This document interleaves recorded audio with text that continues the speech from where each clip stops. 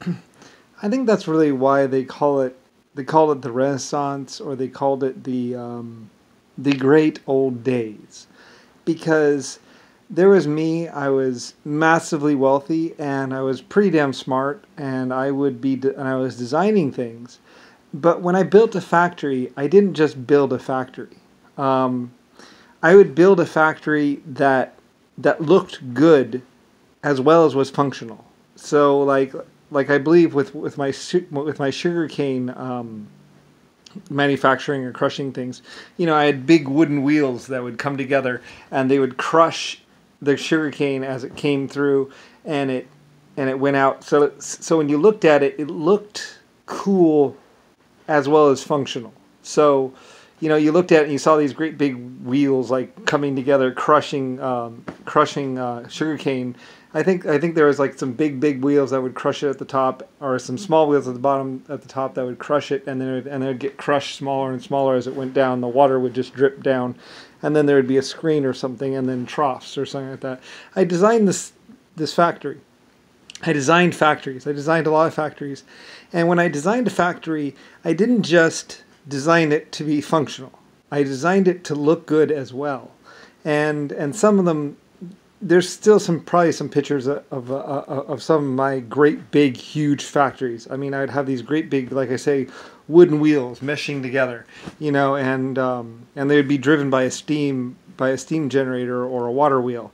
And for some reason, there is no record of them, or at least there's no record, at least on YouTube or what's called. You probably have to go way back to like year 07 BC. But I had these giant factories, which they looked amazing as well as they were functional. They could process huge amounts of material. Nowadays we have metal, and it's just like you shove it inside a little box with some screens to what's it called, and it goes and then there's no magic to it. Like my factories were beautiful as well as functional. Like, I think that's why they called it the great old days, because I used a lot of gold. I would use some gold or some or some brass or some copper, and I would have things set just right.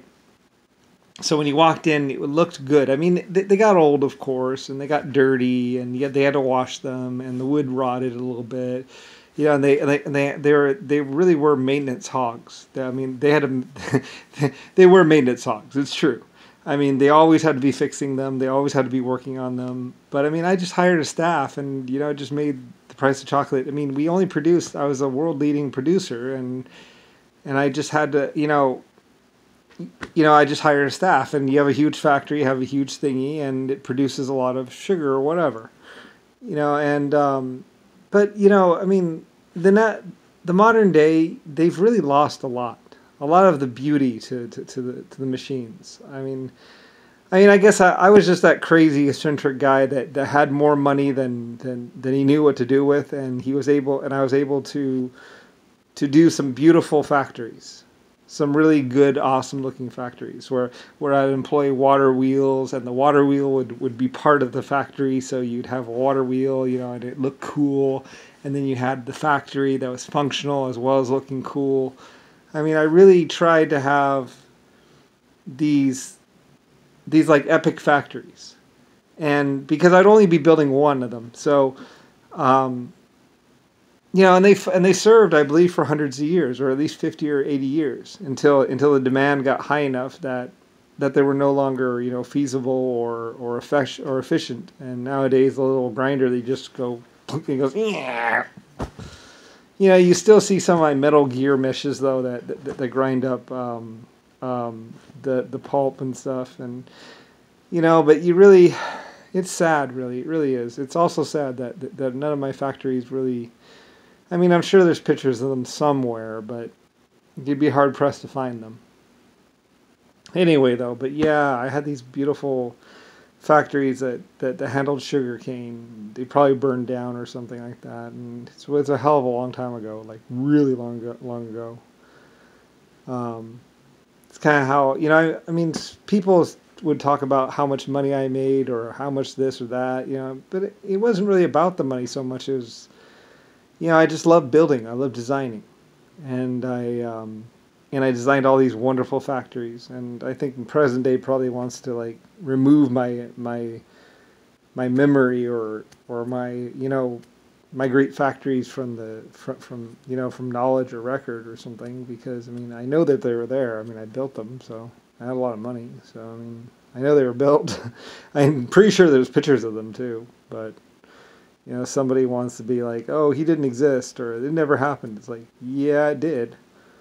I mean, my factories were world renowned. I was epically famous, and I mean, you still see some of my projects like the Hoover Dam and the what's called the Panama Canal, and some of my cities, New York, Pompeii. I mean, I mean, they're still there.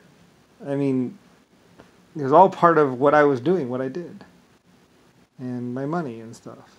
It's just sad, though. Yeah, they are naive. Somebody's like, oh, well, if we just make it so this person, maybe they just think that they can remove me. It's like, well, just because you've covered up one of my factories doesn't mean I still got 99 more. It's I kept going. I never stopped. So, I mean, well, anyway, it's just funny because it's just it's I mean, I was awesome. I was amazing.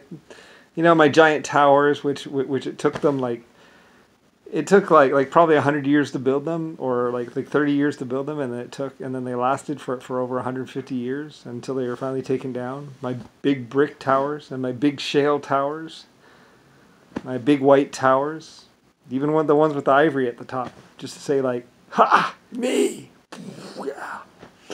I did a lot of stuff. My trainways, my cog railroads, my cable cars. I mean, I just invested in everything. I mean, baby food formula, eventually dry milk, dried eggs, MREs. My steam engines, my steam ships, my sailing ships. Anyway, yeah, I mean, I did a lot of stuff.